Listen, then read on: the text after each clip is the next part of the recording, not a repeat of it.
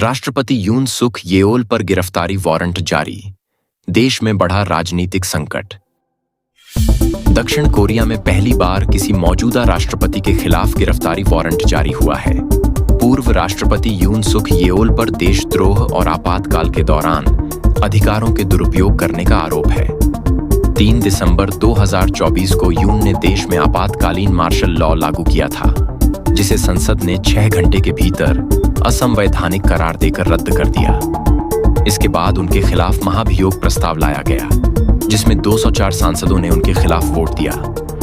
महाभियोग के बाद यून की सभी शक्तियां निलंबित कर दी गईं और अब संवैधानिक कोर्ट यह तय करेगी कि उन्हें स्थायी रूप से पद से हटाया जाए या नहीं। यून के खिलाफ गिरफ्तारी वारंट के बाद सियोल में उनके आवास के बाहर सुरक्षा खड़ी कर दी गई है।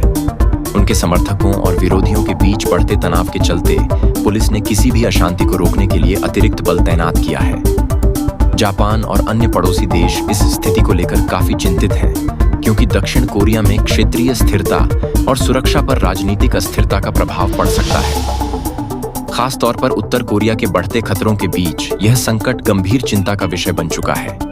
यह मामला न केवल दक्षिण कोरिया की न्यायिक प्रणाली बल्कि लोकतांत्रिक प्रक्रिया की परीक्षा बन गया है। उन पर आरोप है कि उन्होंने अपने राजनीतिक विरोधियों को दबाने के लिए सत्ता का दुरुपयोग किया और देश में मार्शल लॉ लागू किया।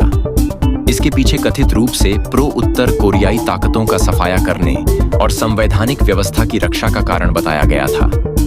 इसके अलावा उन पर तख्ता पलट की साजिश रचने और भ्रष्टाचार जांच को बाधित करने के आरोप भी लगे। उनके खिलाफ दक्षिण कोरिया की भ्रष्टाचार विरोधी एजेंसी ने जांच की, जिसके तहत अदालत ने उनके लिए गिरफ्तारी वारंट जारी किया था।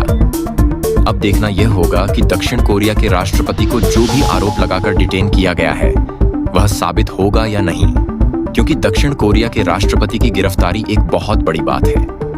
अगर राष्ट्रपति यून दोषी पाए जाते हैं तो यह देश के इतिहास में एक नई मिसाल होगी। फिलहाल इस खबर में इतना ही। हर एक सही खबर के लिए देखते रहिए TNU 24 न्यूज अपडेट।